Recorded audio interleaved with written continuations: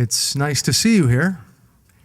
This is United Cultures Speaker Series, March 2011. My name is Lawrence Pugliese, and I'm the director of United Cultures Leadership Institute, which sponsors this particular event. And today, in honor of the soon-to-be here great holiday of St. Patrick's Day, and the fact that we have a lot of Irish Americans in northeastern Pennsylvania, who oftentimes are misunderstood and stereotyped like a lot of other ethnic groups and racial groups. We're focusing on the Irish and the Irish American culture via a local person. Poet and educator Jack McGuigan is going to share with you, as he puts it, Irish Miles I Have Traveled, a personal look at the history and people of Ireland. And this will be also accessible on ECTV, we hope. If not there, for certain, on our website, which is www.lackawanna.edu/UCLI. Check it out. Before we get to Mr. McGuigan, I want to read a poem from, I guess this is your latest, right? Yeah, a few years ago. A few years ago. Part of a geography, it's called. And this piece is entitled, While Watching Trouble Along the Way, I hear my grandfather reading the paper. Father Burke is about to read his resignation speech. He opens his eyeglass case, takes out his wire-rimmed spectacles, wraps the hook ends first around his right ear, then his left, clicks shut the eyeglass case. In the front parlor, my grandfather is about to read the evening paper to my grandmother, a task he performs 6 nights a week.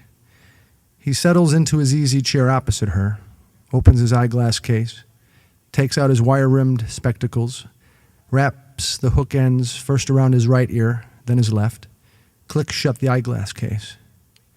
A blue pack of Scott's Best sticks out of his vest pocket. Twilight fills the room with shadows and words. Her eyes cannot read.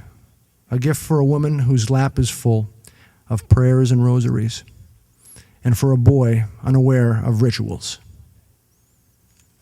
Again, that was While Watching Trouble Along the Way, I Hear My Grandfather Reading the Paper by Jack McGuigan from his book, Part of a Geography. And now, ladies and gentlemen, United Cultures is proud to present to you poet and local educator, Jack McGuigan. Thank you.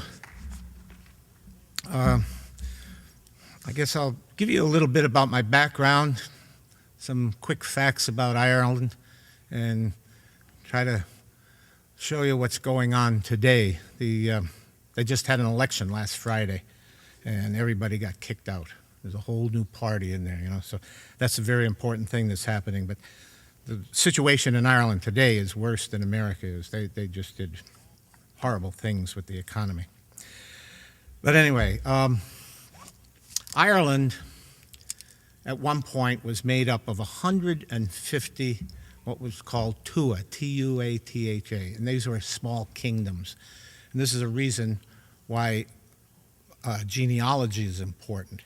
But before that, I was born in North Scranton, raised in North Scranton, and I had 2 immigrant grandparents living with us. And on my grandfather's side, he was one of 22 children. A lot of them died in the 1918 influenza epidemic. My grandmother was from a part of Ireland in County Mayo, which I have been to so many times now since 1967. And she spoke Irish and was teaching me Irish, but I was almost 9 years old when she died. But I was instilled with this love. And if you read Maya Angelou's I Know Why the Cage Bird Sings, there's a scene in there where they're listening to the radio and Joe Louis wins the championship. And her description of the feeling they had was kind of like what I grew up. When the radio came on and Dennis Day or Carmel Quinn or somebody, was singing, there was a sense of pride that somebody Irish was being recognized. Okay? So I grew up with that background. We also had people coming in constantly, immigrants, and it got to a point where my father had to put floor jacks under the kitchen floor because on Saturday night there was dancing, singing, and all of this. As a little boy, I would peek through the banister railings, and watch all these people doing this. So I grew up with this, but I didn't really understand it. So in 1967, I was teaching in Easton, Pennsylvania.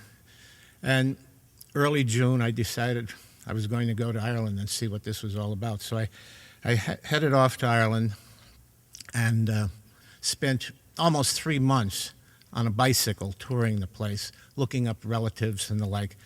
The bicycle was a little slow, so I owed some rent in this bed and breakfast. I stayed there too long. I was in Galway City, so I sold it to the owner and paid my rent with the bicycle and then started hitchhiking and the like. But to give you an idea of what it was like in 1967 when I left, I flew Aer Lingus, the Irish Airlines, and on the flight over, 5 hours going over, got talking with a lot of the stewardesses and the like, and this one girl asked me if I would take a radio. Now, today you'd be scared if somebody said, would you take this through customs for me? But she had a radio that she bought in the States to give to her little girl, her little niece who was graduating from like 8th grade. So she'd have to pay duty on it. So I said, sure, I'd take it. And then the next day I met her, and she had an apartment or flat in Donnybrook, and there's where some of the language comes together. That's a section of Dublin. And today we use the word Donnybrook as a brawl, and that's where it came from because there were so many fights in that section of Dublin. But I spent a week there, and she took me to a lot of different places that the average tourist wouldn't see. So I had a really good introduction to help develop my love of this country. And I wrote this poem then to MP Dublin the first time. Excitement ran on nervous energy. Strangers and money systems had filled my day and tumbled me into night alone. And from the coal regions I came, sailing backwards on an antique dream, hoping to find part of a beginning, something I am or was, I know not. Words were just formalities as we sat over late coffee in the Paradiso, and the distances and seas were but moments. You leaned across the table, and with a silent, unspoken smile, cleared away the paisley shadows shrouding me. So that was the start of my adventure in Ireland.